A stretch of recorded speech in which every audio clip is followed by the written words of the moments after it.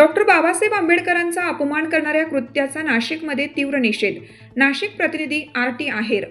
तथागत आंबेडकरी विचारक संघाचे संस्थापक अध्यक्ष ॲडव्होकेट संदीप जाधव, मुंबई उच्च न्यायालय यांच्या नेतृत्वाखालील नाशिक शहरातील संत कबीर नगर सातपूर येथील डॉक्टर बाबासाहेब आंबेडकर सभागृहात भव्य व आक्रोशपूर्ण निषेध सभा पार पडली.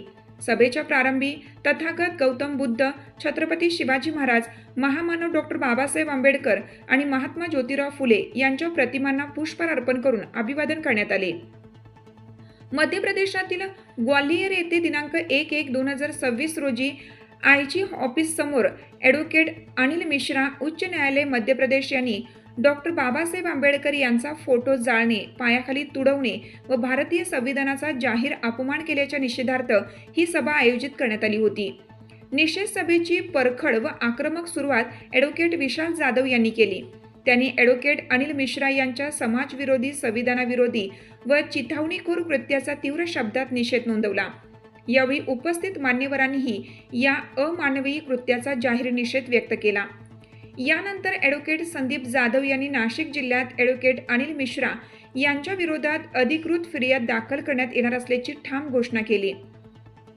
डॉक्टर बाबासाहेब आंबेडकरांचा व संविधानाचा अपमान आंबेडकरी समाज कदापि सहन करणार नाही, असा स्पष्ट आणि कडक इशारा त्यांनी यावेळी दिला. या प्रसंगी विश्व हिंदू सेनेचे संस्थापक अध्यक्ष ॲडव्होकेट महेंद्र अण्णा शिंदे, जागतिक मानवाधिकार सुरक्षा फेडरेशनचे राष्ट्रीय अध्यक्ष राजेंद्र आहेर तसेच सैनिक मित्र महाराष्ट्र राज्य यांनी आपापल्या संघटनांतर्फे या निषेध सभेला जाहीर पाठिंबा दिला.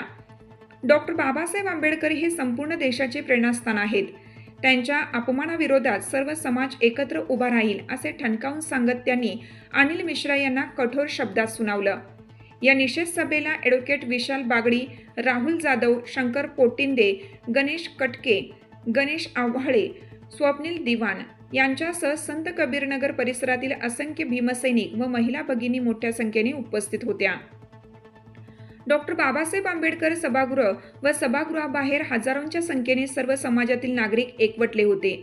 सर्व समाज घटकातून या घटनेचा तीव्र व एकमुखी निषेध नोंदवण्यात आला असून संविधान, सामाजिक न्याय आणि महामानवांच्या सन्मानासाठीचा लढा अधिक तीव्र करण्याचा ठाम निर्धार यावेळी व्यक्त करण्यात आला.